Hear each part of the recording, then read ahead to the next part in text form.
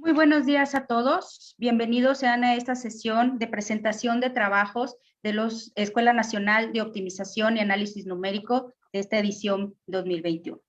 Es un honor para mí estar presente en coordinando esta sesión en conjunto con el doctor Pedro Flores, quien nos va a estar acompañando también como moderador en esta sesión. Vamos a tener 5 presentaciones de ponencias y iniciamos con la primera, que está a cargo de Luis Ángel Gutiérrez Rodríguez, estudiante de doctorado de Ingeniería en Sistemas en el posgrado de Ingeniería en Sistemas de la Universidad Autónoma de Nuevo León. Luis Ángel tiene una licenciatura en Ciencias Computacionales realizada en la Facultad de Ciencias Físico-Matemáticas en la Autónoma de Nuevo León y una maestría en Ingeniería en Sistemas en el posgrado también de la Universidad Autónoma. Adelante, por favor, te escuchamos con tu presentación titulada Planificación de vías clínicas con base en la disponibilidad de recursos. Buenos días. El día de hoy vamos a hablar sobre el problema de la planificación de vías clínicas con base en la disponibilidad de recursos. Este va a ser el temario. Vamos a ver la definición del problema, la función objetivo del problema, sus características y el trabajo actual que hemos realizado de instancias, un modelo de programación con restricciones y un modelo de programación lineal entera mixta. Primero vamos a definir el problema. El nombre está un poquito largo, pero lo vamos a desglosar poco a poco para que quede claro este pequeño problema. La definición del problema, bueno, en esta situación tenemos recursos. Hay dos tipos de recursos. Los recursos humanos son el personal de una clínica. Estos recursos pueden realizar una misma acción. Por ejemplo, los enfermeros. Un enfermero puede realizar varias acciones y si tenemos una flotilla de enfermeros, esos enfermeros pueden realizar cada uno la misma acción. Su disponibilidad o la disponibilidad de este recurso, que es el personal, depende del horario de trabajo. También los recursos inmuebles. Tenemos los recursos inmuebles que son las ubicaciones de la clínica. Se consideran los consultorios, las salas de espera, los laboratorios, etc. Y su disponibilidad depende de la afluencia, o sea, de la cantidad de personas que van a ir a cierto laboratorio o cuántas personas tengo en espera para consulta. De eso depende su disponibilidad.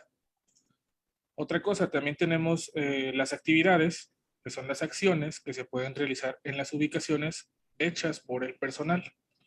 Un ejemplo de una actividad sería la toma de muestras de sangre en el laboratorio por un enfermero. Es decir, la toma de muestras de sangre es la actividad, la ubicación es el laboratorio y el personal a cargo de realizar esa acción o actividad es un enfermero. Por otro lado, ya vamos a llegar ahora sí a la definición de vías clínicas. Las vías clínicas o procedimientos médicos son un conjunto de actividades que deben realizarse sobre un paciente. Para decir que un paciente transitó de manera correcta, debe participar en todas y cada una de las actividades de la vía. ¿Qué es una vía clínica en términos de que podamos comprender fácilmente? Cuando nosotros vamos porque tenemos, bueno, en extremo, ¿verdad? Tenemos una fractura en el brazo y si es una fractura cerrada, tienes un procedimiento que realizar. Si es una fractura abierta, expuesta, perdón, es otro procedimiento que realizar. Son los protocolos del hospital de acuerdo a la situación que presente un paciente. ¿Sí? Entonces, si trae la fractura expuesta, son unas actividades. Si trae la fractura cerrada, son otras actividades. Y los recursos vienen siendo a qué lugar lo vamos a llevar y quién se va a hacer cargo de realizar esa actividad. ¿Ok? Bueno, el objetivo del problema que se nos presentó nos dijeron, queremos mejorar la calidad del servicio clínico. Y entonces dijimos, bueno, ¿en qué se define la calidad del servicio clínico? Mejores doctores, mejores instalaciones, más salas, más camas. Y dijimos, bueno, esos vienen siendo, de acuerdo a cómo desarrollamos el problema, eso viene siendo recursos. Entonces, dijimos, el primer objetivo que se nos presentó, que planteamos, fue atender una mayor cantidad de pacientes. Pero luego pensamos, oye, si atendemos a muchos pacientes, puede que a lo mejor una configuración haga que un paciente entre a las 8 de la mañana aquí y salga a las 5 de la tarde, pero esa configuración resulta que yo atiendo a 30 personas y hago que esa persona espere aquí mucho tiempo. Entonces dijimos, oye, una buena calidad del servicio, alguien va a decir que tuvo una buena calidad de servicio clínico si lo atienden, hace todas sus actividades en el menor tiempo posible. Entonces pensamos también lo modelamos de realizar la mayor cantidad de actividades con el menor tiempo de espera. Es decir, que el paciente entre actividades tuviera que esperar, en el ideal, nada. Y en el peor de los casos, hasta un 50% más del tiempo total que debería llevar a cabo realizarse todas las actividades de su vía clínica. Al final buscamos un punto medio, ¿verdad? Porque vimos que pues a lo mejor la mayor cantidad de pacientes traía la consecuencia de que esperaban mucho tiempo, y también hacer que los pacientes esperaran mucho tiempo, en poco tiempo, hacía que hubiera menos pacientes acá atendidos. Entonces, decidimos manejar el objetivo final como atender la mayor cantidad de pacientes con el menor tiempo de espera entre actividades. ¿Qué características tiene este problema de planificación de vías clínicas comparado con otros de la literatura a los que trataremos de encontrarle una adaptación para resolver este problema? Bueno, nosotros somos el CPSCR, que viene siendo por sus siglas en inglés, eh, Clinical Pathway Scheduling with Constrained Resources. Nosotros también nos comparamos con otro problema que se llama Flexible Job Shop Scheduling Problem with Resource Recovery Constraints, FRCC para los cuates.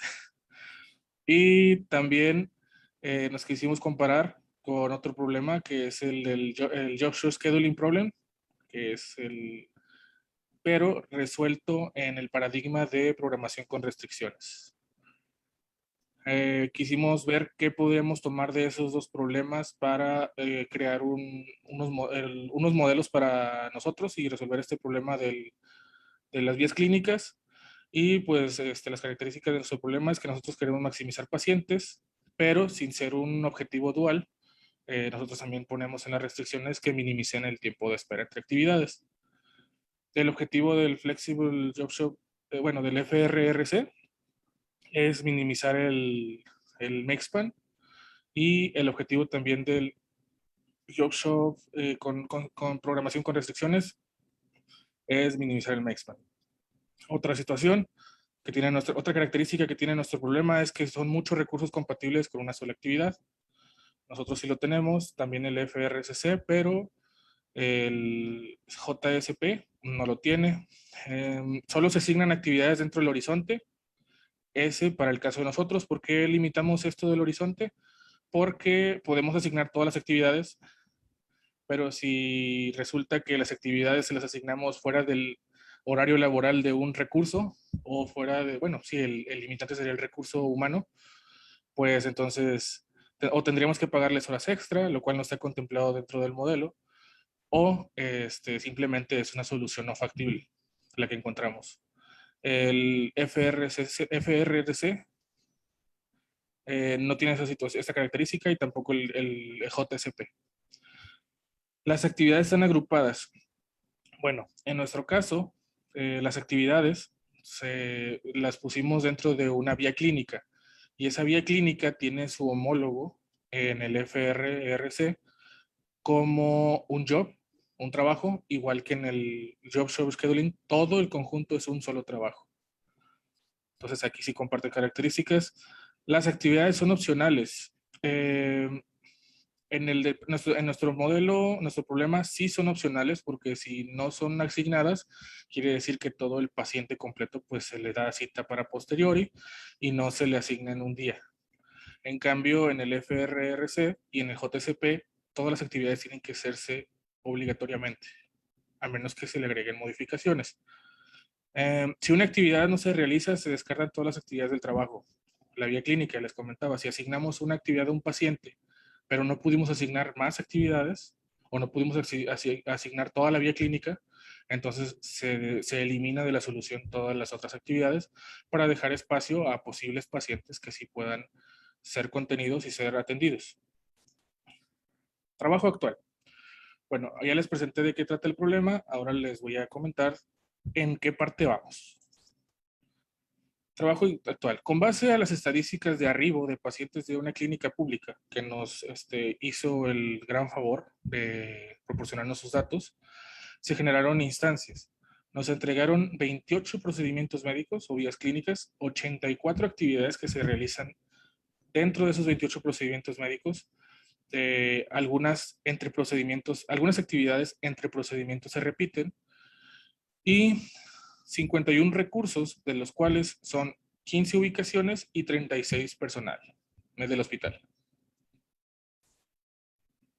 Las instancias generadas las dividimos en 7 clases con diferentes cantidades de pacientes por atender. Hicimos una tabulación de pacientes, dijimos, bueno, vamos a suponer que llegan 5 pacientes, 10 pacientes, 15 pacientes, y de acuerdo a la dificultad de resolución, pues son las instancias que llamamos instancias pequeñas, y también las de 30 pacientes, 40 pacientes y 60 pacientes por atender con cita al día, son las instancias que llamamos grandes. Cada clase tiene 10 instancias diferentes y también 6 tipos de holgura, que es lo que les comentaba, de que si vamos a hacer esperar al paciente, por lo menos que sea un porcentaje del total que debía esperar. Si su vía clínica es de 3 horas y le damos un 10%, pues debe esperar máximo 3 horas con 18 minutos. Lo que le damos en la holgura de 10%. Si le damos 20%, 3 horas con 36 minutos y así sucesivamente hasta llegar a una holgura del 50%. Esas combinaciones de parámetros nos dan 420 instancias, ya que son 7 clases, 6 tipos de holgura, desde el 0%, 10% y así sucesivamente hasta el 50%, y 10 instancias diferentes por cada combinación, lo que nos da un total de 420 instancias para este tipo de problema. Ahora sí, vamos a ver el modelo de programación con restricciones que realizamos. Esto viene siendo los parámetros, el número de actividades, el número de recursos, el número de pacientes, son lo que debemos saber. También el conjunto de actividades, el conjunto de recursos, el conjunto de pacientes. También definimos un conjunto U, que es la cantidad de recursos humanos, unión con la cantidad de pacientes, porque consideramos que un paciente, al final de cuentas, es un agente que debe participar en una actividad, entonces también es un recurso que debe ser contemplado para que no haya overlapping, sobreposición de actividades para ese paciente. También tenemos un subconjunto de actividades para el paciente que es ADP. UDP son las actividades compatibles con ese recurso, el tiempo de procesamiento, TDI, y el tiempo máximo tiempo de iniciar una actividad y el mínimo tiempo de iniciar una actividad. Esta es la nomenclatura, o más bien es la forma de escribir un modelo en programación con restricciones, pero lo que nos indica aquí es de que tenemos una variable de decisión que nos indica cuántos pacientes vamos a atender. Queremos maximizar la cantidad de pacientes por atender. Tenemos un intervalo de actividades por paciente, una secuencia de actividades que debe tener un paciente, un intervalo de recursos asignados a esas actividades, una secuencia de actividades, y aquí es donde ya empiezan las restricciones de programación con restricciones específicas de este tipo de modelado, donde dice finalizar antes de iniciar, la actividad debe finalizar antes de iniciar en esa cantidad de tiempo. La actividad debe iniciar antes de terminar el otro en esta cantidad de tiempo, es lo que indica aquí, y no debe haber sobreposición de pacientes ni de recursos. Esta restricción, en la programación con restricciones, sí existe la posibilidad de hacer restricciones lógicas, y esta restricción nos indica que si todas las actividades de un paciente son realizadas, entonces nos devuelve que tenemos un paciente cubierto. También hicimos un modelo de programación lineal entera mixta con los siguientes parámetros, pero a grandes rasgos tenemos una variable que nos dice qué actividad va a ser realizada en qué máquina. También nos dice la variable X, nos dice la precedencia La SIJ nos dice el tiempo de inicio, la CIJI es el tiempo de finalización, y así consecuentemente la Cmax es el máximo tiempo de operación de todas las actividades. Y la función objetivo es minimizar el tiempo. Aquí es donde les comentaba que también tenemos la de minimizar el tiempo de espera. Y aquí las restricciones son las de un Flexible Job Shop, pero agregamos restricciones donde manejamos aquí esta restricción, la 23 y 24, nos indican que debemos respetar la precedencia de las actividades y que todas las actividades de un paciente deben ser realizadas. Resultados. ¿Qué es lo que obtuvimos? Bueno, de acuerdo a la naturaleza de lo que nos basamos, el MILP, nos basamos en un FRRC, y en este problema las actividades todas tienen que ser realizadas. Entonces, solamente pudo realizar modelo de programación entera, el modelo de programación lineal entera, mixta, solamente pudo realizar las instancias que tienen la particularidad de que todas las actividades de los pacientes pueden ser cubiertas por los recursos. Si se excedían del horizonte si se excedían del horizonte de programación, entonces no encontraba solución y se quedaba buscándolas. El CP encontró resultados de todas las instancias, pero no tenemos certeza de que sean los óptimos porque no hemos encontrado el valor óptimo de esas instancias. Conclusiones. El MILP aún tiene que modelarse con la opcionalidad de las actividades para que puedan ser descartadas. El CP resuelve las instancias, pero al no converger al óptimo, según el paradigma de programación con restricciones, no se puede saber si hay una mejor solución. En las instancias grandes, ningún solver encuentra una solución donde se cubran a todos los pacientes. Eso es lo que hemos encontrado hasta el momento. Esas son las referencias y muchas gracias. Muchas gracias, Luis Ángel, por la presentación. Excelente presentación, excelente problemática. Vamos a ver si hay algunas preguntas aquí en el chat o en el Facebook. Doctor Pedro, ¿hay alguna pregunta? En el chat no pregunta? tenemos ninguna pregunta.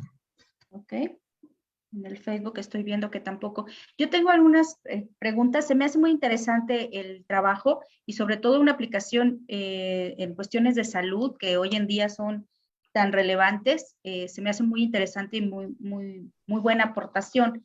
En la parte del modelo de programación con restricciones, ¿sí? Comentabas al final que no sabían si tenían la parte de la solución óptima. Sí. ¿Sí? Pero ¿lo han corrido con instancias más pequeñas o es para poder comparar con tamaños pequeñitos o con las chiquitas tampoco llegó?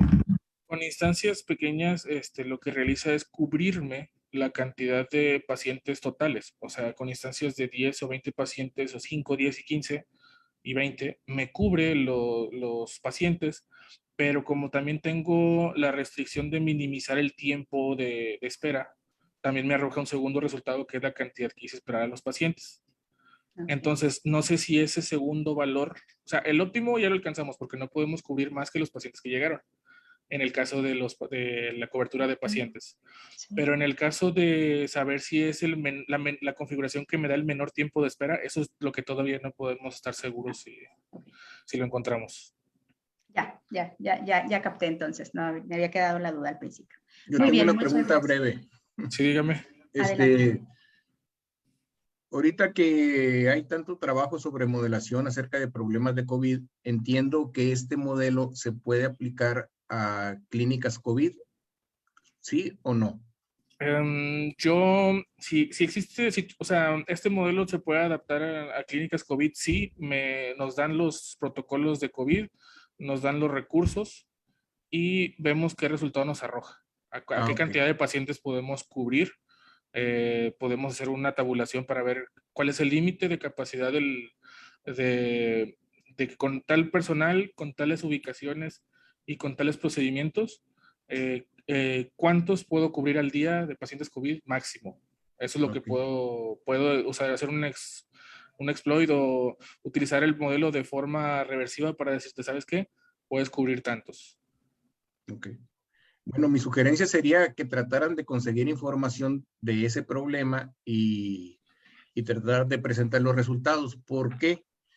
Porque yo estoy casi seguro que lo que están haciendo en las clínicas de COVID, el resultado que ellos tienen de pacientes tratados y cosas de esas, ha de ser mucho menor que el que ustedes están obteniendo con su modelo.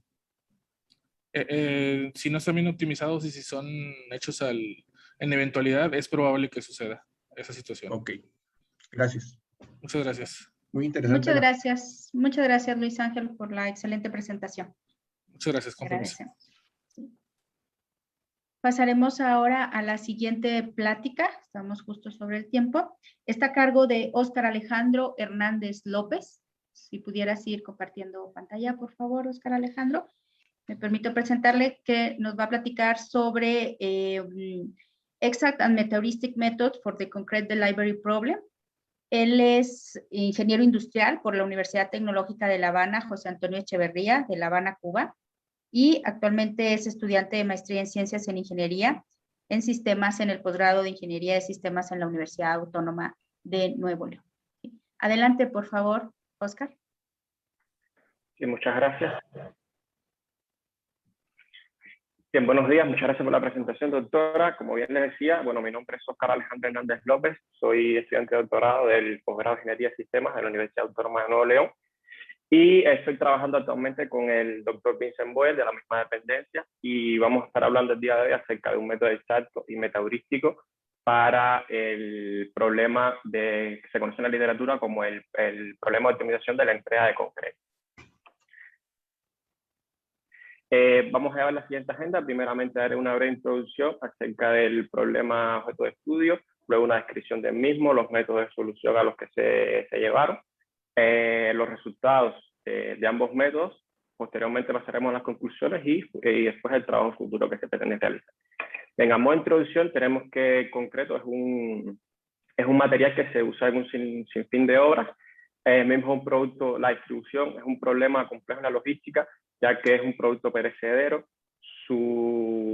depende también de un tiempo máximo de espera para garantizar entregas, para garantizar una correcta unión de las capas de concreto cuando se entrega en diferentes tiempos a un mismo cliente, y solamente puede estar en las concreteras una cierta cantidad de tiempo antes que pierda calidad y se endurezca.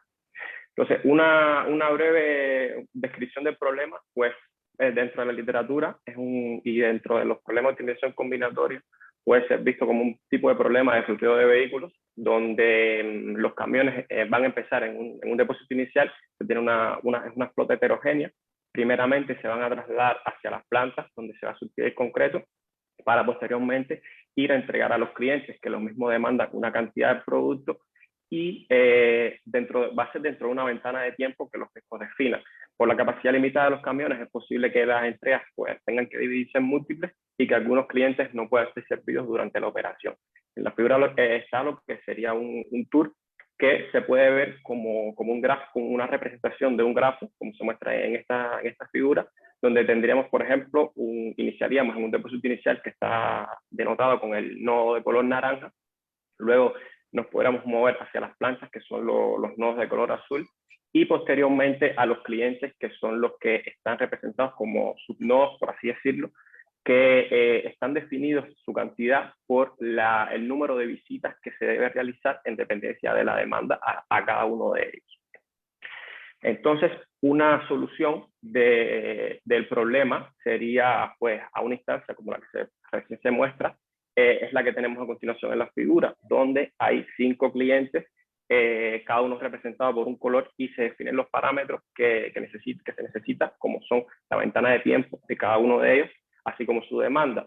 Se tienen 2 camiones, por ejemplo, digamos que van a tener 15 toneladas, y el tiempo de espera máximo para entregas consecutivas a un mismo cliente va a ser de 5 unidades de tiempo.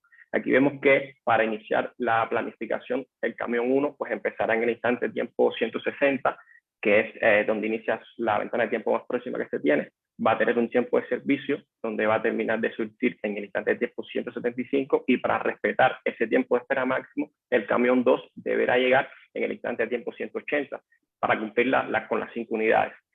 Entonces ahí va a tener un tiempo de servicio y en lo que él está sirviendo, pues el camión 1 tendría que regresar a la planta y volver a surtir el concreto hacia el cliente, y eso lo haría pues en el instante de tiempo 197, es cuando llegaría para completar la demanda de ese primer cliente que es el que se va a servir. Y así pues sucesivamente se va a continuar con los demás clientes.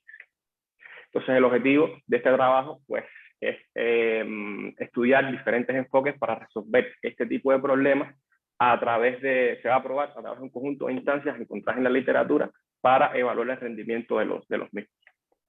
Entonces, antes de entrar a los métodos de solución, primeramente decir que se hizo una revisión de la literatura donde, se realizó una revisión de la literatura donde se analizaron diferentes trabajos que se habían estudiado este problema, y se llegó a la conclusión de que el problema que mejor lo definía era uno que se había propuesto por el autor Quinable y otros, que el mismo era el que mejor definía el problema y fomentaba la investigación y proporcionaba instancias que estaban disponibles online para poder probarlo. En base a estos modelos se propone un modelo con enfoque compacto, con enfoque MIP también, y reduce la cantidad de variables y restricciones que están en el problema. Posteriormente, para las instancias más grandes, se propone una meta heurística de tipo graph para resolver el problema también como alternativa de solución. El modelo MIP de Quinable presenta las siguientes variables y su objetivo principal es el de maximizar la cantidad de concreto a entregar a los clientes.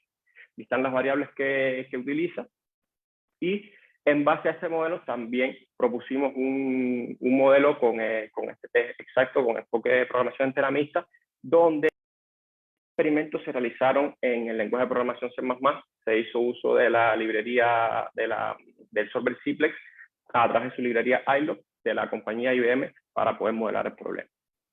Entonces, como principales resultados ya del método exacto, del enfoque de MIP, se tiene, por ejemplo, primeramente para medir el impacto que tuvo esta reducción de esta reestructuración del modelo, para que se vea un impacto de la cantidad, de cómo influye en la cantidad de variables y restricciones, digamos que se muestra aquí, pues 2 instancias al azar, donde el modelo de Quinable usa una cierta cantidad de variables y restricciones. Las variables están asociadas a la cantidad de filas que hay en la representación de la matriz que muestra el solver, y pues la cantidad de filas representa la cantidad de restricciones, y la cantidad de columnas las variables. Aquí vemos considerablemente que se redujeron cada una de estas características. Luego se pasó a comparar las cuotas obtenidas por el modelo. Aquí, pues, plantear que se compararon las cuotas, o sea, los valores de la función objetivo a los que se llegaron, con el modelo de un modelo de Quinable, pero de Constraint Programming. ¿Por qué? Porque este modelo era el que mejores resultados presentaba de todos los que había propuesto, y además el enfoque MIP de Quinable para las instancias más grandes no presentaba resultados, porque planteaba que su rendimiento no era muy bueno. Entonces aquí se obtuvieron resultados bastante parecidos, y también decir que el modelo que propusimos, el modelo compacto, alcanzó 47 óptimos, y el modelo de Constraint Programming de Quinable alcanzó 40. También luego analizamos el dataset más grande, y en este caso sí nos dimos cuenta que el modelo compacto pues sí dejaba como un margen de mejora respecto al modelo de Constraint Programming de Quinable. Era algo de esperar, ya que a medida que las instancias pues van creciendo, pues la complejidad aumenta exponencialmente. Entonces, no obstante, los gaps que hay de los valores alcanzados de la función objetivo respecto a las cuotas superiores que se obtuvieron son bastante pequeños, salvo en el caso de 2 instancias en que no se encontraron soluciones, que son los 2 puntos atípicos que pues se muestran que están con un gap de 100%. Como principales resultados, bueno, después de darnos cuenta de esto, nos decidimos pues analizar si se podía realizar algún enfoque heurístico, y aplicamos una meta heurística tipo graph, La misma lo que consta de 3 fases, una fase constructiva, una fase de mejora y posteriormente pasa a un proceso de actualización de la mejor solución, y eso es lo que, pues, lo que al final nos reporta un resultado. Entonces, primeramente, voy a explicar pues brevemente en qué consiste cada una de las fases. La primera fase, la fase constructiva, se muestra un pseudocódigo que lo que nos dice es el objetivo que se pretende, que es construir una solución inicial. Esta se va a hacer a partir de una lista restringida de candidatos, de clientes que se van a ir añadiendo iterativamente de acuerdo a, pues, a un valor, un parámetro de alfa que va a estar previamente definido. Luego de encontrar la solución inicial, pues se va a pasar a una etapa de búsqueda local que la estrategia que se utilizó pues, es el First Improvement. Se va a generar, digamos, un vecindario de soluciones y se escoge un vecino con un orden previamente definido, o un vecino o una solución, y si es mejor se actualiza. Y ya cuando encuentre la primera mejor, pues ya no lo va a explorar completo, simplemente se toma esa como la mejor solución obtenida anteriormente. Y el criterio de parada que se tiene va a ser hasta 10 iteraciones sin mejora. Posteriormente se muestra cómo va a ser el proceso de actualización, que si se encuentra la mejor solución, pues es la que se va a tomar, la que tenga un mayor fitness o un mayor, la solución donde se entregue la mayor cantidad de concreto, y esa es la que se reportará pues finalmente. En base a esto, se pasaron también a analizar esta metaheurística con el resultado heurístico del paper declinable, y en general, pues para cada uno de los 2 datasets se tienen un poco de mejores resultados, aunque bueno, muy parecidos, pero en definitiva son en general un poco mejores que los obtenidos por el enfoque de química. O sea, como principales conclusiones, tenemos que esta formulación MIP, que es basada en una representación de un grafo, es más compacta que el enfoque MIP de Quinable, que se usó como guía para entender el problema. También el modelo compacto es capaz de encontrar soluciones para grandes instancias, las instancias de dataset B, algo que no reportaba el modelo de Quinable. Y pues en general la principal contribución que tenemos es que pudimos estudiar pues, las mejores formulaciones propuestas en la literatura acerca del problema de distribución de la entrega de concreto, y basado en eso pues propusimos 2 modelos, o sea, un modelo MIP con enfoque exacto y la metaheurística de tipo graph para resolver. Como trabajo futuro, tenemos que encontramos un paper de un autor llamado Sulaman y otros, que proponen incluso instancias mucho más grandes que las que ya se tienen, y estamos considerando llevar a cabo pues otras experimentaciones con estas instancias para tener una mejor medida del rendimiento de nuestros modelos. Y también estamos pensando estamos en fase de construir un modelo basado en constraint programming para resolver efectivamente este problema. Par de referencias que se utilizaron, y muchas gracias. Si tienen alguna pregunta, pues aquí. Muchas gracias. Muchas gracias, Óscar Alejandro, por la excelente presentación. Vamos viendo si hay algunas preguntas de momento. Bueno, yo tuviera alguna. ¿Cuál es la relación que tiene este tipo de problemas con el llamado BRP de 2 escalones, el Two Echelon BRP, que lo he visto por ahí en la literatura? ¿Está relacionado de alguna forma? No, el que más se relaciona es el tipo de BRP con ventanas de tiempo. O sea, el BRP Time Window. Y pues también tiene relación con problemas de scheduling, pero son los dos problemas con los que más se relaciona el CDP. Ok, perfecto.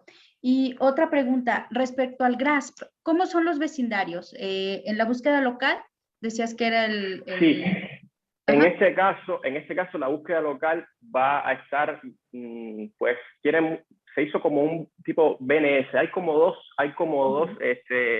metaheurísticas unidas.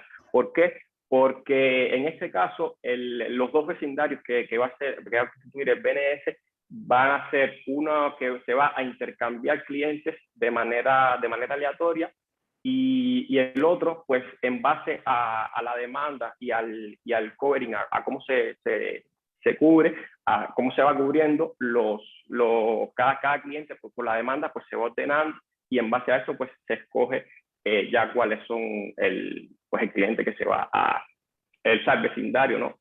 Que se va a escoger después. Pero eso se hace en 2 vecindarios.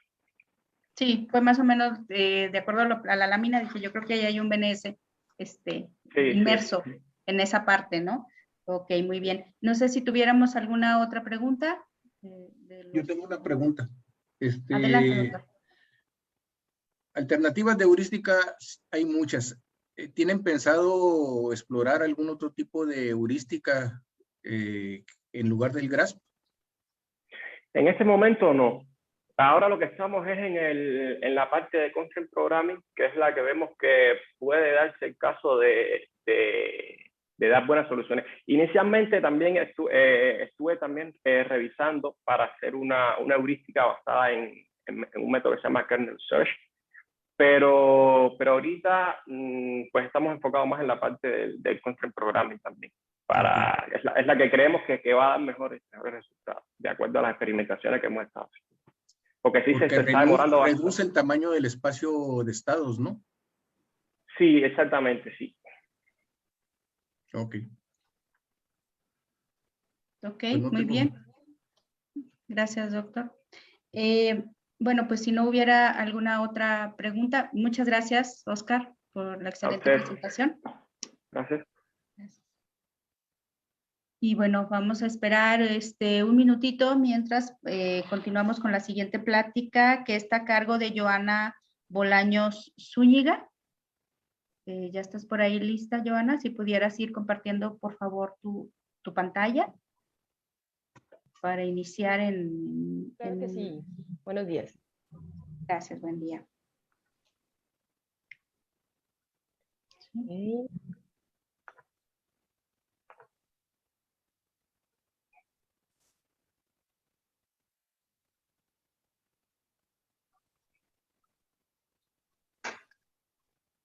Todavía no se ve, no sé si ya iniciaste a compartirla, por favor. Ok, gracias por comentarlo. Ok. Creo que ahí va. Sí. Sí, perfecto, ya. Muy bien.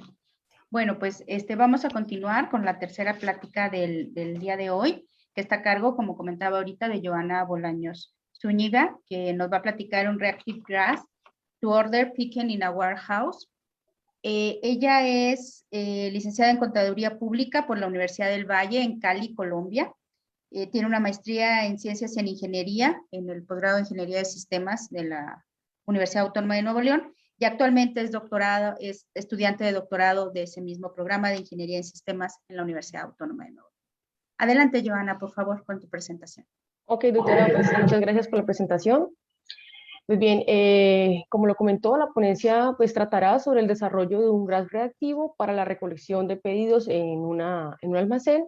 Ese trabajo se está llevando a cabo de la mano de mi asesora, la doctora María Angélica Salazar, y la doctora Ángeles Astrid Saucedo Martínez. Pues bien, esta es la gente que vamos a tratar. Y bueno, este trabajo es un caso de estudio aplicado a una zona de selección de una empresa del sector alimenticio, el cual se caracteriza pues por brindar servicios de entrega puntuales y una buena presentación del producto solicitado o del pedido solicitado. Pues por lo tanto, mantener ese estándar pues es muy importante para la empresa. Una zona de selección es aquella en donde se realizan pedidos especiales que no están pues, en las mismas dimensiones o unidades como se almacena el producto en general. ¿Qué quiere decir esto? Pues muchas veces los clientes no requieren que en una tarima, que es por generalmente como se entregan este tipo de pedidos, haya un solo producto, sino que quiere que exista una combinación de X, Y o Z productos. Pues bien, en la figura que estamos viendo en pantalla se muestra el layout o la disposición de espacios en los cuales cada uno de estos números que vemos corresponde a la localización o cada uno de los espacios, en este caso los 185 espacios disponibles. Y pues esta zona o este tipo de almacén pues está dividido en 4 áreas, el área A, B, C y D, en los cuales pues la ubicación de los SKU se realiza con base en la rotación o la demanda de los mismos, siendo entonces el área A los espacios para ubicar los productos de alta demanda, alta alta demanda y rotación, el área B para los productos de alta media, el área C para los de media baja y finalmente el área D para los productos de baja demanda o rotación. En especial esta área la utilizan para los productos estacionales. Pues bien, tanto en el área A, B y C se almacena el producto en tarimas y la capacidad de almacenamiento de cada uno de los espacios de las diferentes áreas, pues depende también de la capacidad que tienen en cada uno de ellos. Mientras que en el área D, pues el almacenamiento se hace por cajas. La recolección de estos pedidos en ese tipo de almacén es completamente manual, es decir, el recolector va con su carrito o un diablito en este caso y recolecta y hace la recolección por cantidad de cajas. Pues bien, ¿cuál es la problemática que se presenta? A pesar de que la empresa pues cuenta con un software que genera las rutas de recolección que deben de seguir por los recolectores a través de este almacén para recuperar los SKU solicitados, la planificación de estas rutas, el sistema no contempla el peso de los productos, haciendo entonces que pues el producto no esté en buen estado o el pedido, la estiva cuando se hace el estivo del producto, el pedido final no queda en buen estado, lo que ocasiona entonces que los empleados utilizan o de acuerdo a su experiencia generan rutas alternas para hacer la recolección de los productos en cuanto pues al peso, para conservar en buen estado el producto final, en este caso la estiva del pedido. Y lo que ocasiona con esto es que pues se incrementa el tiempo de recolección. Entonces, para no incurrir en entregas tardías, lo que hace la empresa es contratar más personal y con esto pues aumenta sus costos operativos. Bien, es importante pues mencionar que este trabajo, en el trabajo de Bolaños y colaboradores en el 2020, se propuso un modelo matemático para dar solución a esta problemática. Este modelo pues tuvo en cuenta consideraciones o restricciones con base en precedencia del peso de los productos, cumplimiento de la demanda y resolvieron de manera conjunta las decisiones de almacenamiento y disposición de almacenamiento y espacio de almacenamiento y recolección de manera conjunta. Entonces, bueno, también es pues importante establecer que no solamente para este trabajo, sino en la literatura como tal, la principal área de oportunidad se puede decir dentro del proceso de recolección de pedidos consiste en minimizar el tiempo total de viaje o de picking, que por lo general es el término que se utiliza, pues a través de las decisiones como la asignación de almacenamiento y recolección de productos de los pedidos, ya que una correcta ubicación de estos pues simplifica y agiliza el tiempo de recolección de los pedidos. Por ende, hemos entonces planteado como objetivo de este trabajo desarrollar un algoritmo eficiente con el fin de obtener soluciones óptimas en un tiempo de ejecución favorable, considerando la demanda y el peso de la caja de los productos para minimizar el tiempo de viaje pues en la recolección de los pedidos y con ello pues obtener una herramienta que nos permita reducir los costos operativos. ¿Por qué planteamos también este algoritmo? Pues bien, es porque en el trabajo previo el modelo matemático no pudo resolver algunas instancias de tamaño real y pues ni siquiera se alcanza como a encontrar una solución factible. Entonces, como como propuesta de solución, tenemos una metaheurística conocida como un graph reactivo, la cual, como mencionó mi compañero en su presentación anterior, se compone de dos fases, la fase constructiva y la fase de mejora. En la fase constructiva hemos propuesto una heurística constructiva aleatorizada en la que se lleva en dos etapas. La primera etapa es la asignación de productos a espacios, en la cual pues, se asigna un tipo de producto para cada espacio, y la siguiente etapa es hacer pues, la recolección de estos productos. Este es el algoritmo que utilizamos o que se utilizó pues, para la etapa de la asignación, en la cual pues, lo que destacamos aquí sería entonces que para determinar qué producto será asignado, lo que hacemos es generar una lista de candidatos con los valores de nuestra función de evaluación, que en este caso la determinamos como FA de X, la cual para el caso de estudio la hemos propuesto como el peso de cada producto a asignar sobre la rotación de la rotación del correspondiente producto. Con esto generamos entonces una lista restringida de candidatos con estos valores, y lo que vamos a hacer es crear una lista restringida de candidatos de acuerdo a un valor alfa, que este valor alfa no lo determinamos empíricamente, sino que lo que hacemos es determinarlo de forma reactiva, que más adelante explicaré en qué consiste. Entonces, una vez pues determinada esta lista restringida de candidatos, lo que hacemos es coger uno de los elementos de manera aleatoria, lo removemos obviamente de la lista de candidatos para que no se asigne nuevamente, y para asignar el espacio al cual voy a poner este producto o a ubicar este producto, lo que vamos a hacer es, utilizamos el concepto del vecino más cercano. Entonces, para eso, utilizamos esta variable que se llama, o creamos esta matriz que se llama el tiempo entre vecinos, que no es más que el tiempo que hay de ir de un espacio I hacia otro espacio J, en este caso considerando el retorno al espacio inicial, que es el espacio 0, el cual lo hemos definido como un punto de partida y llegada. Por lo tanto, el mejor espacio para asignar el primer producto pues será aquel con el menor tiempo determinado como LJ0, el menor tiempo en esta matriz, y pues será el espacio pues más cercano al espacio adyacente más cercano a la posición C. Para el siguiente producto, pues se vuelve a hacer lo mismo, se genera una lista restringida de candidatos, se selecciona nuevamente uno de manera aleatoria, se elimina desde la lista, y el siguiente espacio entonces será el último espacio libre adyacente pues al último espacio asignado, que es la parte que vemos aquí en el renglón 12. Y pues con esto lo que hacemos es hacer hacemos repetitivas veces este proceso hasta que todos los productos queden asignados a un único espacio, el cual lo vemos, pues lo guardamos en este tipo de variable que vemos en la línea 11. Pues bien, entonces, una vez explicado lo anterior, después de tener la asignación de los espacios la asignación de los productos a un único espacio, la siguiente etapa es hacer la recolección de los productos.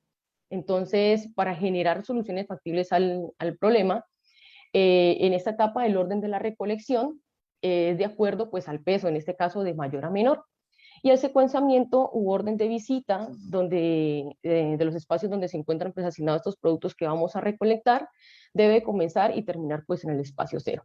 Entonces, en esta etapa lo que obtenemos son las rutas de secuenciamiento, bueno, el secuenciamiento o las rutas de recolección, considerando pues el peso, que era lo que no consideraba la herramienta anterior, y lo que tenemos pues por ende es una ruta eficiente en cuanto a minimización del tiempo, por ende disminución de los costos operativos, porque pues ya no se va a requerir este personal, y vamos a conservar pues la calidad o el estándar que maneja la empresa.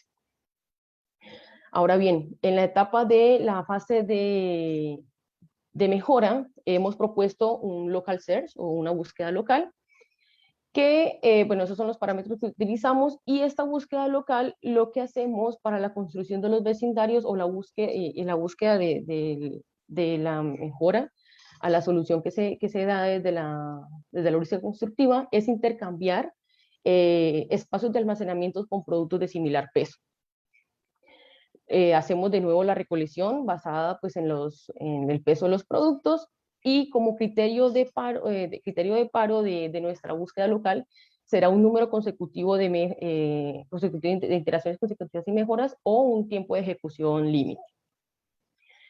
Estos son los parámetros que utilizamos para nuestro graph reactivo. Esto lo usamos, como lo mencioné anteriormente, para que el alfa no lo determinemos empíricamente, sino que demos opción de, por medio de un conjunto discreto de alfas, seleccionar el alfa de mejor desempeño en cuanto a las iteraciones que van teniendo cada una de las instancias. Entonces, estas son las fórmulas que utilizamos para hacer esta afinación del alfa. Y como resultados, experimentación y resultados, tenemos las instancias que se propusieron pues, en el trabajo previo de Bolaños y colaboradores en el 2020, en las cuales ellos categorizan las instancias en 4 escenarios diferentes y 4 tamaños. Los tamaños en este caso los relacionaron con el número disponibles de espacios de almacenamiento para asignar el producto, y pues estos fueron como los criterios que manejaron para realizar el tipo de tamaño. Y estos son los criterios que manejaron para hacer los escenarios. Entonces, pues bien, para la ejecución de nuestros experimentos computacionales, utilizamos 1000 iteraciones para el ciclo de repetición de construcción y mejora de nuestra solución. Pusimos 200 iteraciones consecutivas sin mejora para la búsqueda local, y también un tiempo de ejecución para esta fase de mejora de 60 segundos. Y para la actualización de las probabilidades de las alfas, la actualizamos cada 100 iteraciones. Y utilizamos estos valores aquí para el conjunto de alfas entre los cuales va a estar interactuando, y se escogerá iterativamente el de mejor desempeño. Pues bien, estas pues son las características del equipo que utilizamos, y el ReactiGraph o graph reactivo que propusimos fue codificado en el lenguaje C++. Para determinar qué tan eficiente, por así decirlo, fue nuestro método propuesto, utilizamos un gap entre las mejores soluciones conocidas reportadas por el modelo matemático que lleva por nombre las siglas que ven en pantalla, y la mejor solución encontrada o generada por nuestro método propuesto, el graph reactivo. Entonces, en esta ecuación vemos pues la ecuación que utilizamos, o la fórmula que utilizamos para hacer esta brecha o este gap, donde ZE y ZM pues, representa el valor de la solución pues, reportada en la literatura al resolver pues, nuestro modelo matemático con simplex y pues, el RGraph respectivamente. Bien, presento a continuación entonces pues, los resultados relevantes que obtuvimos de nuestra experimentación, en la cual, de acuerdo a Bolaños y colaboradores, se tiene que, para las instancias pequeñas y medianas tipo 1, los escenarios 3 y 4 son los escenarios de mayor complejidad, mientras que para las medianas tipo 2 y grandes, todos los escenarios presentan pues complejidad, una alta complejidad.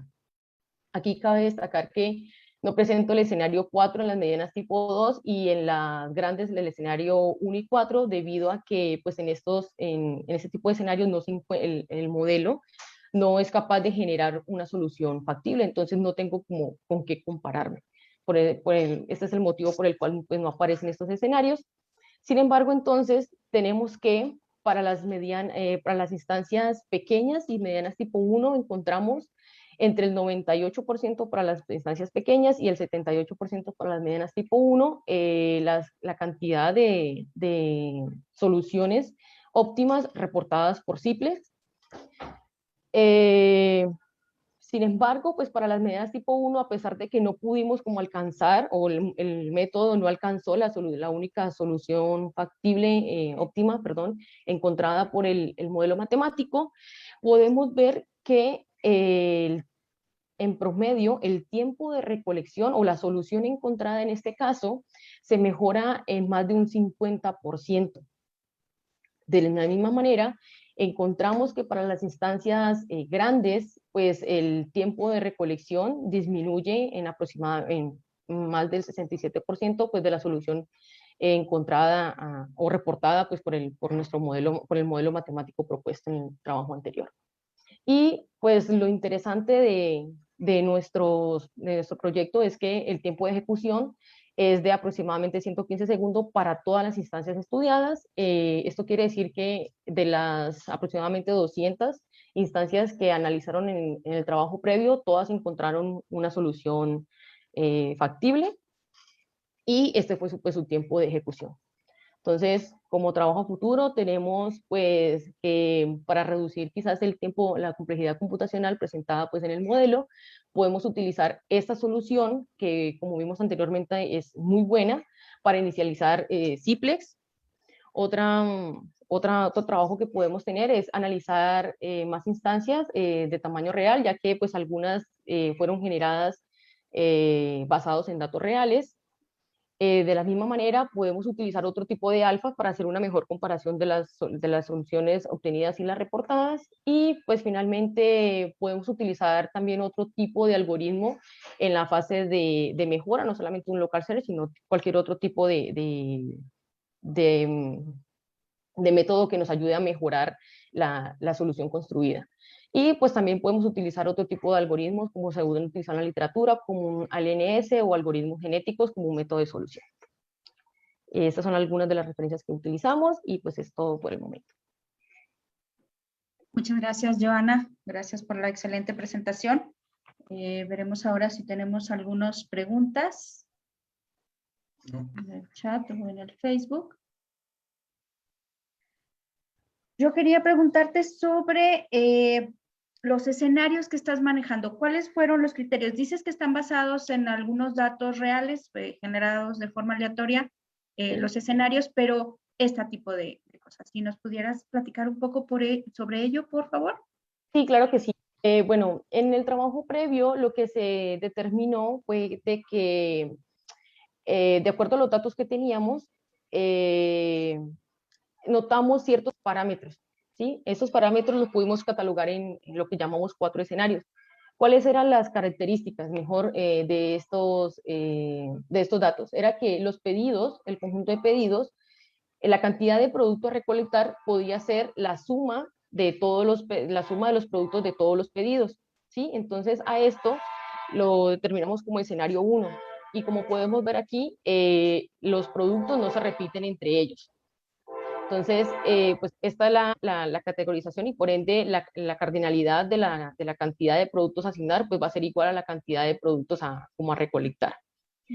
Para el escenario 2, también notamos que en los diferentes pedidos también la cantidad podemos ver que la cardinalidad, por así decirlo, de los productos a recolectar o a asignar, perdón, era menor a la cantidad de productos a recolectar. Perdón, es que pasa el tren y se escucha bien feo. Disculpa si... No te preocupes, adelante. Pero aquí lo que vimos es que también podían haber productos repetidos entre ellos. Por ende, entonces la cantidad de productos a asignar iba a ser menor a la cantidad de productos a recolectar. Esto es importante, bueno, nos pareció importante determinarlo en el trabajo previo debido a que pues la complejidad del modelo, como dependía o las variables dependían de estos índices, pues era importante determinar pues cuál era como su tamaño. Y para el escenario 3 y 4 también pudimos notar que los pedidos no siempre pues tienen una cantidad, podemos determinarlo como una cantidad igual de productos a solicitar en cada uno de ellos, pero que los productos eran diferentes. Entonces, en este caso, la cantidad de productos a asignar iba a ser igual a la cardinalidad de los productos a solicitar por la cardinalidad de los pedidos. Entonces, por ejemplo, en este de aquí, si yo decía que tenía 4 productos para asignar, es decir, voy a tener 4 productos a recolectar. Y en el escenario 2 lo que vamos a hacer es que si teníamos 5 productos a recolectar, ya sabía que esos 5 productos, alguno de esos iba a estar repetido. Entonces, pues ya sabemos que para hacer la asignación, pues no necesito volver a asignar este producto, sino que sencillamente el modelo lo que hace es como tratar de que, ok, hay un producto repetido en los pedidos, entonces genera soluciones con tal de que al momento de hacer la ubicación de este producto, la recolección se haga en el menor tiempo posible. Y prácticamente se hace como el mismo enfoque en el escenario 3 y 4, pero aquí lo que hacemos es que cada pedido contiene la cantidad de productos. Lo que me decía era cuánto producto se iba a recolectar para cada pedido, ¿sí? Por ende, entonces, la cantidad de producto a asignar iba a ser igual a la multiplicación del producto solicitado por la cantidad de pedidos. Y el escenario 4, a diferencia del 3, es que había productos repetidos en estos pedidos y por ende, pues entonces la cantidad de producto a asignar era menor a este. Perfecto. Es algo un poquito enredado, la verdad fue algo difícil como centrarlo en esta imagen, pero pues bueno, se hace lo que mejor se puede. más concreto. Muy bien. Pues bueno, muchísimas gracias, Joana, por la presentación. ¿Sí? Gracias. Continuamos ahora con la siguiente plática. Doctor Pedro, por favor, adelante. A continuación tendremos la plática modelación matemática de un problema de cadena de suministros para la producción de algoritmos de alimentos extruidos usando programación lineal.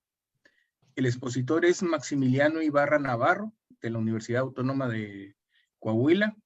Él es licenciado en Matemáticas Aplicadas por la Universidad Autónoma de Coahuila y actualmente es estudiante de maestría en Ciencias de Datos y Optimización. Maximiliano, buenos días. Por favor, comparte tu pantalla para empezar tu presentación. Sí, muchas gracias.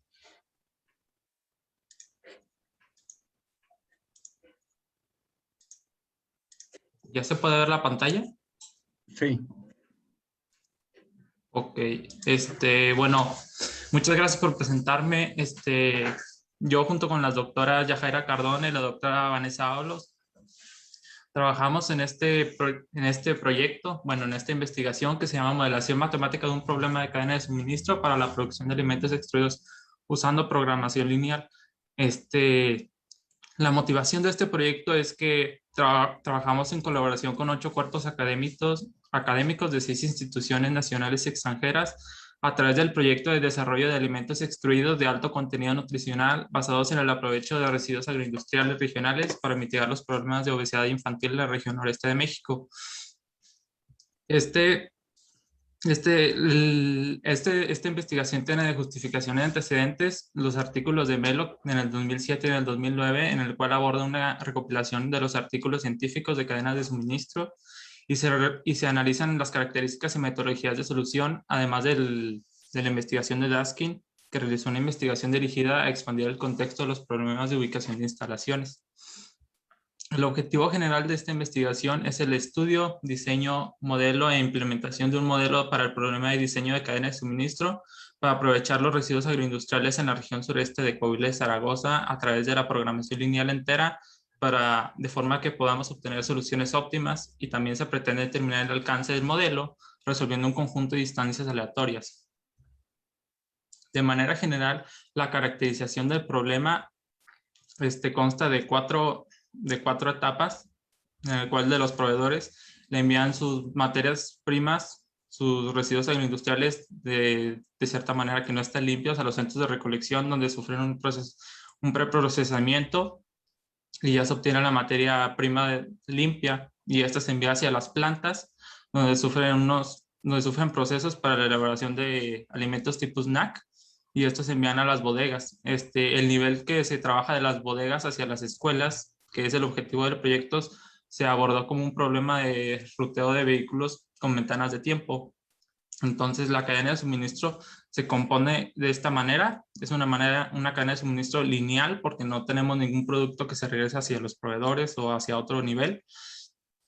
Y las demás características del problema es que es determinista, en el cual se asume que todos los parámetros son conocidos, existen múltiples tipos de materias primas, existen variables de decisión y factores de rendimiento entre las etapas de aquí.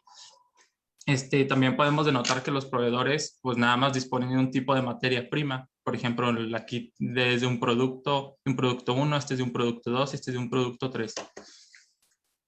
La modelación, el análisis de la instancia se puede ver de esta manera, donde en tenemos 3 proveedores, que son estos 3 puntos de aquí. No sé si pueden ver el cursor. Tenemos 3 centros de recolección, que son los recuadros rosas, 3 plantas que están de aquí de recuadros café, y 3 bodegas que están de acá de pentágonos regulares, acá a la mera derecha.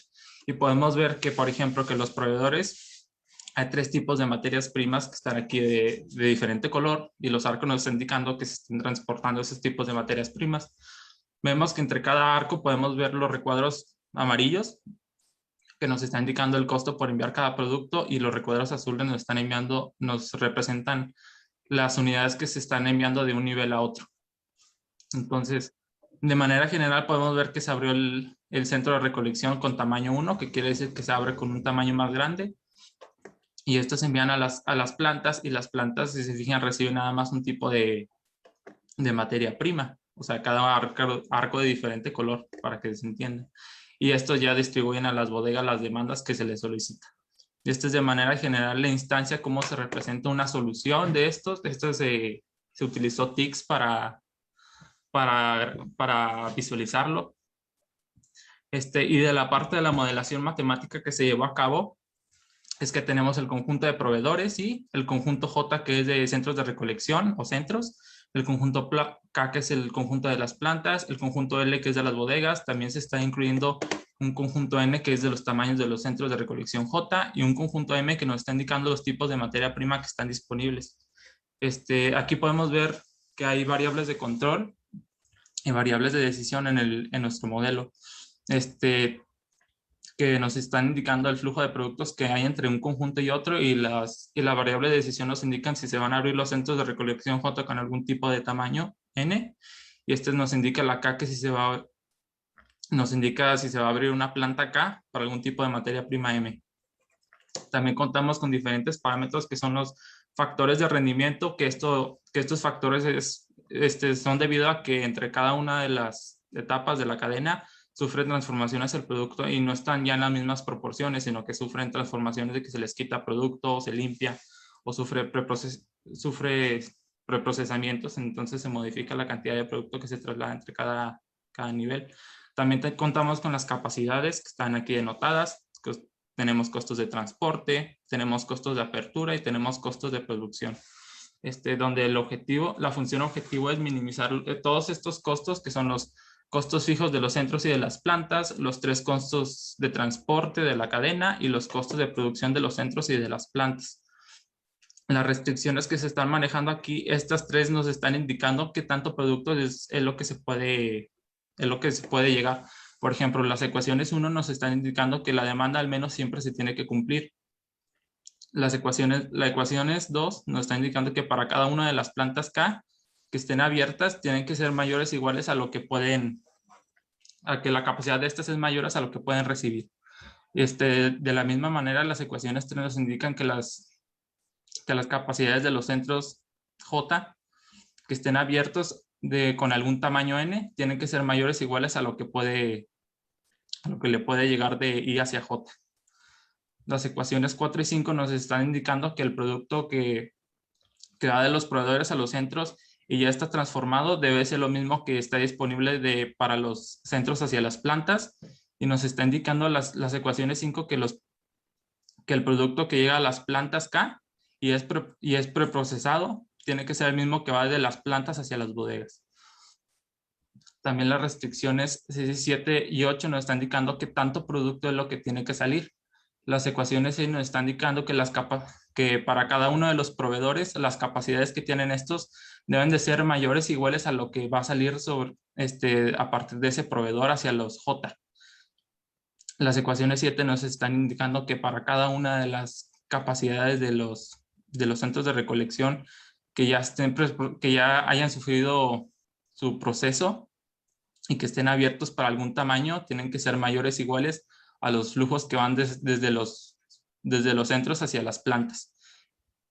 Y las ecuaciones 8 nos están indicando que las capacidades de las plantas que hayan sufrido un procesamiento de su producto y que estén abiertas para algún tipo de materia prima M, tienen que ser mayores o iguales a lo que se va a enviar desde esa planta hacia las bodegas. También las ecuaciones 9 nos están indicando que si se va a abrir un centro de recolección J, tiene que ser con algún tamaño N, y las ecuaciones 10 nos están indicando que si se va a abrir alguna planta K, tiene que ser para algún tipo de materia prima M. Y las ecuaciones de la 11 a la 15 nos están indicando solamente las naturalezas de las variables, que es un problema de programación lineal entera, y tenemos las variables binarias también. Y para probar este modelo se necesitó generar un conjunto de instancias para poderlo ejecutar. Entonces, primeramente se generó un generador de coordenadas. Están basadas en el trabajo de Chiquetat del 2013, donde las dimensiones de los recuadros fueron de 200 por 200, 100 por 100 y 80 por 80 unidades cuadradas, como se muestra en la siguiente imagen. Se generaron los proveedores en el contorno 1, los centros de recolección en el contorno 2 y las plantas y las bodegas en el contorno 3 que están aquí en el diagrama. Bueno, y estas instancias generadas se utilizaron para generar los parámetros de los costos de transporte, que era simplemente nada más multiplicar esa distancia euclidia que está ahí marcada por un factor aleatorio pequeño. Y así fue como se construyeron los costos de transporte. Para generar los factores de rendimiento se calcularon diferentes en relación a la materia prima y a los snacks. Las capacidades se utilizaron los supuestos de Olivares Benítez y su investigación en la tesis de doctorado bajo sus supuestos, y los costos fijos se calcularon a partir de las capacidades con los mismos supuestos que tenían las tesis de Olivares. Para los costos de producción simplemente se generaron en un intervalo con distribución uniforme.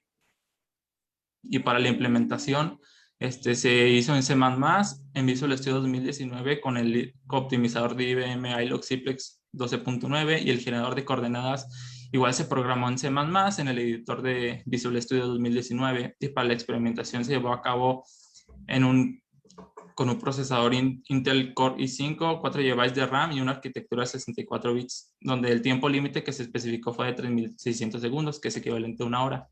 Para configurar las instancias generadas, dividimos en varios grupos, donde tenemos el conjunto de proveedores sí, el conjunto de centros, el conjunto de plantas, el conjunto de bodegas, y vemos que en cada grupo lo único que varía es el conjunto M, que son los tamaños de materia prima, que viene de 2 tipos de materia prima, 5 tipos de materia prima y 10 tipos de materia prima. El tamaño de las aperturas de los centros de recolección nada más se especificaron en 2 tamaños. Y a la derecha tenemos el número de instancias resueltas, que se generaron 5 por cada una de estas características, y a la derecha vienen las instancias que se resolvieron. Si se fijan, entre cada grupo nada más va aumentando el tamaño del conjunto de L, aumenta en 10 unidades hacia la izquierda, y una vez que llegan al grupo 5, que es de todos de 20 tamaños, aumentan de 10 principalmente. Esto es para darle más complejidad al problema, a que fuera una instancia un poco más difícil de resolver. Se puede ver que las instancias que se resolvieron, algunas fueron de 3, o de 4, e incluso creo que hubo algunas de 2, que por ejemplo aquí están marcadas, y esto es debido a que se rebasó el tiempo límite de cómputo, o que ya no tuvo espacio la memoria de la computadora. De las 235 instancias que se pretendían resolver, se obtuvieron 225 instancias resueltas. Y para el análisis de estas las agrupamos en promedios entre las mismas características que tengan. Entonces, por ejemplo, podemos ver en el grupo 1, que son estos 3 puntos que están aquí. Vemos que para 2 tipos de materia prima son los rojos, para 5 tipos de materia prima son los verdes, y para los 10 tipos de materia prima son los azules. Entonces, de manera general, vemos que esto se comporta de manera homogénea y aumenta, por ejemplo, el grupo 1, que son estos 3, con respecto al grupo 2, que son estos otros 3. Vemos que aumenta debido a que, como se generaron más, se duplicó el número de bodegas, se está duplicando la demanda de ahí. Entonces, para cuando estamos con el mismo número de bodegas, vemos que se va disminuyendo la función objetivo si van aumentando el número de proveedores, centros y plantas que están disponibles. Además de esto, se analizó el gap, que para esta investigación se realizó la desviación relativa al óptimo, que es la brecha entre el mejor objetivo entero y el objetivo de mejor nodo restante. Y podemos ver los gaps que aquí, que de manera general se estuvieron en promedio menor a 4.5%. Podemos ver esta misma descripción de 2, 5 y 10 tipos de materia prima, y podemos ver que a partir de la configuración que está aquí, de 20 proveedores, 20 centros, 30 plantas y 30 bodegas, los promedios que se obtuvieron para los 10 tipos de materia prima pues fueron mayores a 0, no precisamente fueron 0. Entonces se puede concluir que para los 10 tipos de materia prima, a partir de esta configuración, se obtienen gaps mayores a 0%, pero pues igual siguen siendo menores a 4.5 en general. Para el gap promedio, pues podemos ver también en la gráfica de abajo que de manera general la de 2 tipos de materia prima es menor a la de 5 tipos de materia prima. Además, se obtuvieron las gráficas del tiempo promedio de CPU. Vemos que la línea roja es el tiempo límite. Vemos en una primera vista que los 10 tipos de materia prima fueron mucho mayores a los demás. Y podemos ver que en algunos grupos, por ejemplo, aquí de 2 tipos de materia prima y de 5 tipos de materia prima, por ejemplo, en el grupo donde está aquí el cursor, que es aquí como en medio, vemos que la de 2 tipos de materia prima resultó más alta que la de 5. Entonces, para ello, para analizar estos puntos que están bueno, que no corresponderían a lo que uno espera, se graficaron las desviaciones estándar en este diagrama de bigotes. Y podemos ver que debido a que no se ejecutaron tantas instancias con la configuración de cada una, se obtuvieron que bueno, estas desviaciones fueron muy altas, entonces esto no puede ser significativo de manera así en promedio. Entonces lo que se tendría que hacer es analizar cada una de las instancias por separado, dependiendo de los tipos de materia prima, para poder sacar unas conclusiones generales a partir de ello. De las conclusiones que nosotros tuvimos fueron que se pudieron obtener soluciones factibles debido a que se alcanza el tiempo límite de CPU para las instancias con 2 y 5 tipos de materia primas. Respecto a las de 10, normalmente se obtienen soluciones factibles a medida que aumenta el tamaño a esta configuración, que es de 20 proveedores, 30 centros, 30 plantas y 30 bodegas, lo cual son importantes las limitaciones que se pueden tener para futuras problemáticas donde se puedan aplicar como clientes todas las escuelas de nivel preescolar y primaria del estado de Coahuila, que fueron una instancia mucho más grande que las que aquí se presentan. Además, con respecto a los gaps, se mantuvieron debajo del 7%, y esto fue analizando de manera individual, lo cual sigue siendo un valor muy aceptable dado el tamaño de las instancias, que son enormes. También se considera involucrar la temporalidad y la incertidumbre en los proveedores, lo cual puede ser el problema cada vez más cercano a la realidad y aumentaría la complejidad del problema. Donde de aquí donde a partir de los gaps que sean mayores a este 7% que se presentó, se puede hacer el uso de estudios de heurísticas o metaheurísticas para resolver la cadena de suministro, aplicando para instancias más difíciles. Las referencias que aquí trabajé de manera general, las más importantes son estas que se presentan aquí, por si alguien las necesita, y eso es todo por mi parte.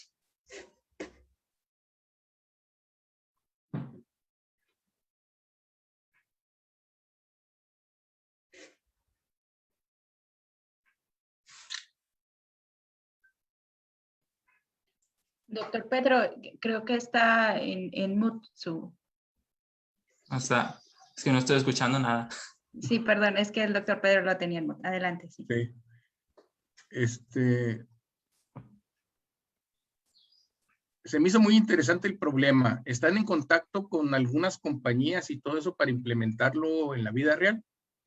Estamos en contacto con bueno, normalmente nosotros tenemos mucho contacto, bueno, aparte con las demás instituciones, ahí Normales Superior, de Chihuahua, estamos en contacto con la Facultad de Ciencias Químicas, y esta fue la facultad que nos estuvo ayudando en la cuestión de, por ejemplo, de cómo generar los factores de rendimiento o algunas ideas que de ahí tomamos en base a lo que necesitaba el producto.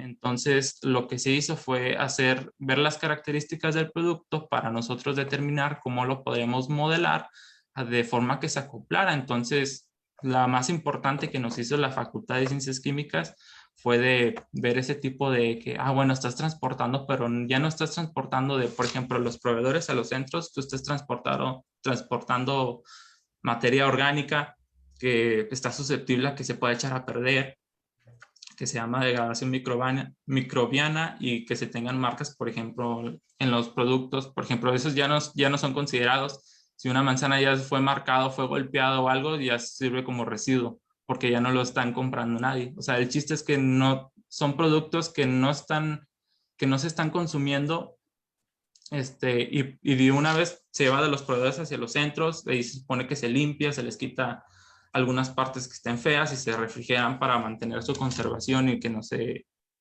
lleguen a echar a perder. Y de aquí hacia las plantas, pues es una cantidad menor, ¿no?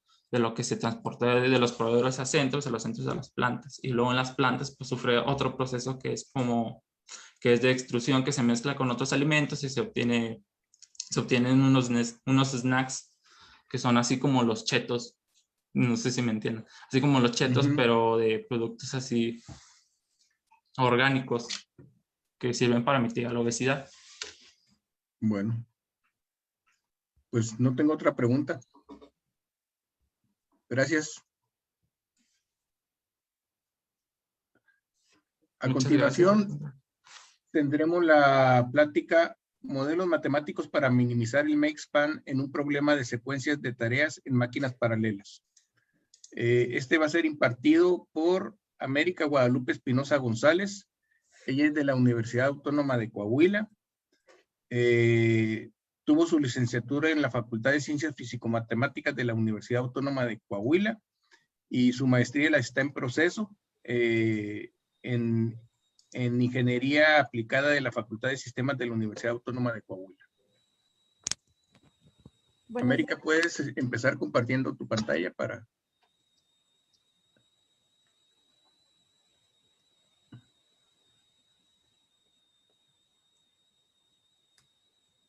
Buenos días, ¿sí me escucho? Sí. Ok, ahí se está compartiendo, ¿verdad?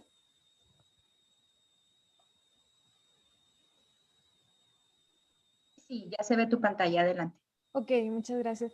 Muchas gracias por la presentación. El día de hoy presentaré lo que fueron mis resultados de tesis de licenciatura, titulada Modelos Matemáticos para minimizar el MEC-SPAN en un problema de secuenciación de tareas en máquinas paralelas. Los directores de mi tesis, la doctora Yajaira Cardona Valdés y el doctor Oliver Icaques Cruz. El codirector, el doctor Oliver Ábalos Rosales. Dentro del contenido que veremos en la presentación, tendremos el problema de investigación, así como el objetivo y los antecedentes principales, la descripción del problema, el modelo matemático, las variaciones del modelo. En la experimentación computacional veremos las instancias utilizadas y el desempeño de las variaciones propuestas. Finalmente veremos las conclusiones y el trabajo futuro. Comenzando con el problema de investigación, es fácil recordar que uno de los problemas de optimización combinatoria es la secuenciación de la producción. De la producción de tareas o trabajos que deben ser elaborados en cierto tiempo. Este tiempo debe ser mínimo para la empresa. Por este motivo, la programación de elaboración de estas tareas debe ser eficiente para un mejor control de las operaciones. Cada tarea tiene diferente orden de procesamiento que depende tanto del volumen, el material, el peso, entre otros factores. El objetivo principal el objetivo general de este trabajo es proponer modificaciones a modelos matemáticos existentes, buscando mejorar su desempeño para el problema de secuenciación de tareas en máquinas paralelas. Entre los antecedentes más importantes tenemos a Tran y Beck del 2012, que propuso un método basado en la descomposición de Benders para minimizar el MEC-SPAN. Algunas de las mejoras en este modelo entero mixto se encuentran en Vallada y Ruiz del 2011, donde problemas de hasta 14 trabajos podrían resolverse a optimalidad.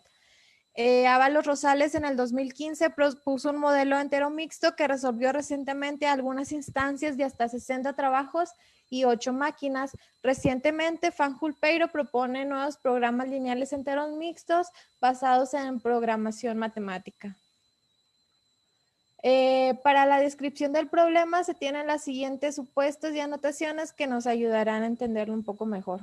En principio tenemos que hay un conjunto M de M máquinas paralelas. Las máquinas están continuamente disponibles y cada máquina puede manejar una tarea a la vez sin interrupción. Es decir, una vez que el procesamiento de una tarea ha comenzado, no puede ser interrumpido. Hay una lista N de N tareas que se programarán. Todas las tareas están disponibles en un tiempo cero. No se imponen restricciones de precedencia entre las tareas. Cada trabajo J ha asociado un tiempo de procesamiento P y J en cada máquina I. Hay un tiempo de configuración que depende de la máquina S y JK para el procesamiento de trabajo JK después del trabajo J. En general, el tiempo S y JK es diferente del tiempo S y KJ. El objetivo es minimizar el MEC-SPAN o CMAX, que recordando es el tiempo de finalización de la última tarea para abandonar el sistema. En el lado inferior derecho tenemos un ejemplito, un ejemplo en forma gráfica de cómo sería un problema de secuenciación. Para este problema tenemos 2 máquinas y 6 tareas a procesar. Para la máquina 1, en este problema se le está asignando la tarea número 6, la 3 y la 5. Los recuadros de colores representan el tiempo de procesamiento de cada una de las tareas y los cuadros con diagonales representan el tiempo de configuración entre cada una de las tareas. Recordamos, no va a ser el mismo tiempo de configuración entre la tarea 6 y 3 que si fuera entre la tarea 3 y 6. Es diferente. Y el MEXPAN en este caso nos valdría aproximadamente 47, que es donde termina la última tarea en la máquina 2. El modelo presentado en Ábalos Rosales se formula como un problema lineal entero mixto en el cual se definen las siguientes variables. Tenemos 3 variables. La variable Y es una variable binaria. Esta va a valer 1 si el trabajo K se asigna a la máquina I y va a ser 0 en otro caso. Nuestra variable X también es una variable binaria que va a tomar el valor de 1 si el trabajo J está programado antes del trabajo K en la máquina K. En la máquina K va a ser 0 en otro caso. Nuestra variable CJ es una variable continua que nos va a representar el tiempo de finalización del trabajo J.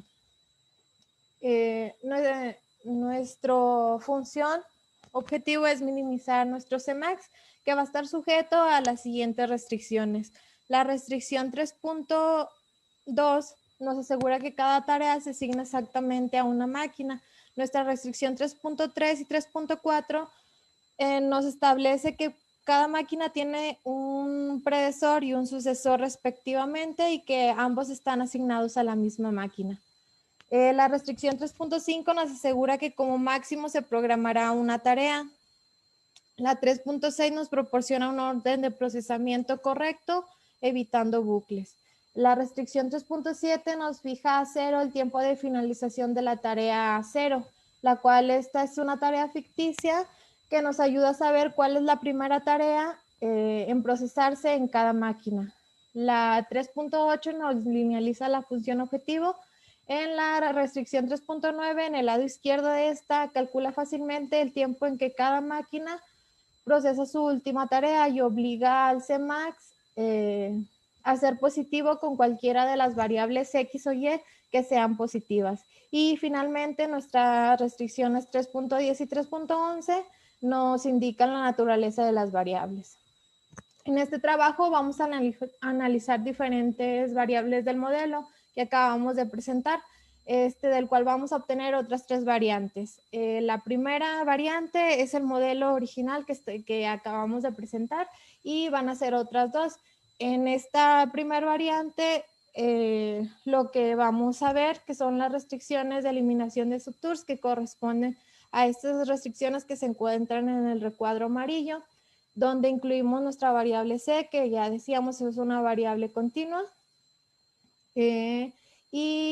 Al cambiar estas 3 restricciones, encontraríamos otras 2 variantes que veremos más adelante. Después incluiremos desigualdades válidas que nos harían otras 3 variantes. Finalmente, vamos a tener 6 variantes del modelo original y las vamos a comparar con el modelo de Fanjul-Peiro. Fanjul-Peiro considera 2 restricciones de eliminación de subtour, que son las restricciones 3.12 y 3.13, y las desigualdades válidas, que son las restricciones 3.14 y 3.15. En las variaciones del modelo era lo que ya comentaba. La primera variante es el modelo original, que incluye estas 3 restricciones. La segunda variante es una variante, la variante consistiría en las formulaciones propuestas anteriormente, reemplazando las 3 ecuaciones que veíamos en el recuadro amarillo por las restricciones estas que están aquí, donde incluimos una variable UJ, que es una variable continua y es una variable posicional. Nuestra variante 3, también vamos a reemplazar las ecuaciones del recuadro amarillo 3.6, 3.7 y 3.8 por estas ecuaciones que tenemos aquí, donde incluimos ahora una variable VJ, que es una variable continua y también es una variable posicional.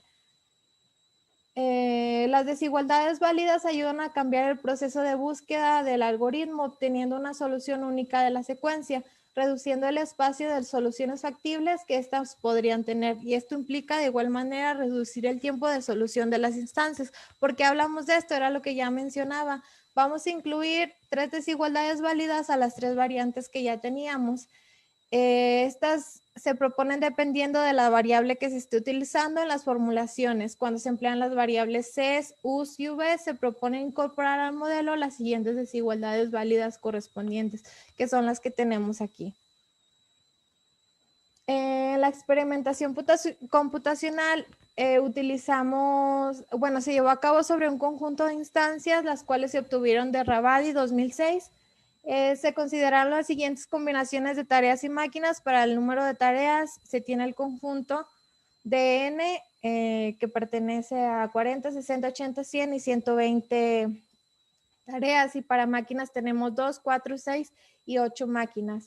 El tiempo de procesamiento se distribuye en un rango de 1 a 99, igual como el tiempo de configuración. Para cada número de máquinas se generaron 15 instancias diferentes que se distribuyen de la siguiente manera, como se muestra en la tablita. En total, tuvimos un total de instancias, un conjunto de instancias de 180. Todas las variantes para el problema bajo estudio fueron implementadas en Visual Studio 2019 en un lenguaje C++, utilizando el optimizador Gurobi 9.03. La experimentación se llevó a cabo en un procesador con estas especificaciones, con un tiempo de ejecución de 3.600 segundos. Si el optimizador no resolvía la optimalidad, la instancia, y rebasaba el tiempo límite, entonces se reportaba la cota inferior y el valor de la mejor solución factible hasta el momento, así como el gap en porcentaje entre dichas soluciones.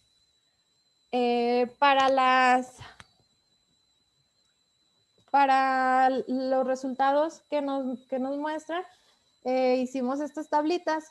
En estas tablitas están organizadas de la siguiente manera. En la primera y segunda columna tenemos el número de tareas, y el número de máquinas que se trabajaron.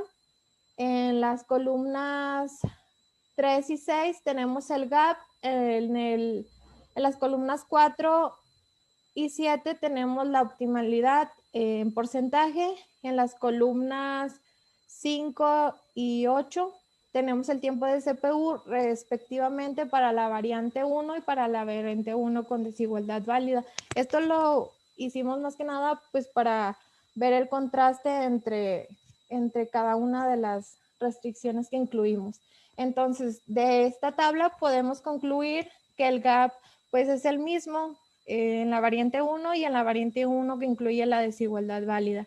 La optimalidad es mayor en la variante 1 con la desigualdad válida, que pues eso es bueno, y el tiempo de CPU es menor en la variante 1 con desigualdad válida, que pues también es muy bueno. En la tabla 8 es la misma descripción que en la tabla anterior, y en esta podemos ver que el gap es menor en la variante 2 con la desigualdad válida. La optimalidad es mayor también en la variante 2 con desigualdad válida, y el tiempo de CPU también es menor en la variante 2 que incluye la desigualdad válida. En la tabla 3 comparamos la variante, en la tabla 9, comparamos la variante 3 y la variante 3 con desigualdad válida. De esta podemos ver que el gap es mucho mayor, o sea, es muy grande a comparación incluso de las variantes anteriores. La optimalidad es mayor en la variante 3 con desigualdad válida que incluso las anteriores también, y el tiempo de CPU es menor, pero sigue sin superar a la variante 1 con la desigualdad válida. En el desempeño del modelo de Fanjul-Pero, podemos ver que los resultados en promedio pues fueron muy similares. El gap es muy similar a las que ya habíamos visto, con 0.005. La optimalidad es de 43, es buena, pero hay otra variante que es mucho más alta, y el tiempo de su PU también sigue sin superar a las variantes que vimos anteriormente. En esta tabla pues tenemos los promedios generales ya todos juntos para pues poder ver y analizar bien los resultados. Aquí tenemos que el gap, el mejor gap fue en la variante 2 con desigualdad válida y en la variante 3 con desigualdad válida. La optimalidad fue mucho mejor en la variante 3, que incluye la desigualdad válida con 47%, y el tiempo de CPU fue mejor en la variante 1 con desigualdad válida, donde pues, es el menor. Esto lo podemos ver aquí en las gráficas. Aquí podemos ver estas dos que son las mejores, donde el gap es más pequeño. La optimalidad aquí la que es más grande, que es la variante 3 con desigualdad válida, y el tiempo de CPU, el más pequeño, se encuentra en la variante 1 con desigualdad válida.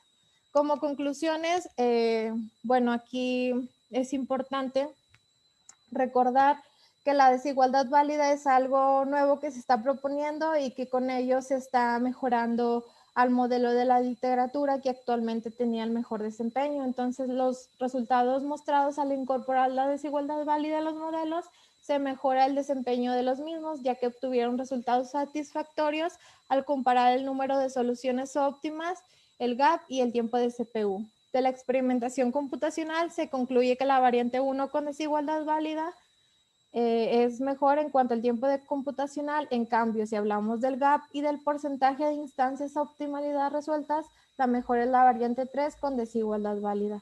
Se espera que estos resultados derivados de esta tesis puedan en un futuro conducir a mejorar modelos existentes y así poder resolver instancias de mayor tamaño en ambientes de producción ya reales. Como trabajo futuro, se propone combinar el aprendizaje de esta tesis con el de otros modelos o problemas relacionados para conocer el impacto de las desigualdades válidas propuestas en otros problemas combinatorios, así como lo son problemas de ruteo de vehículos. Y pues por mi parte sería todo. Muchas gracias.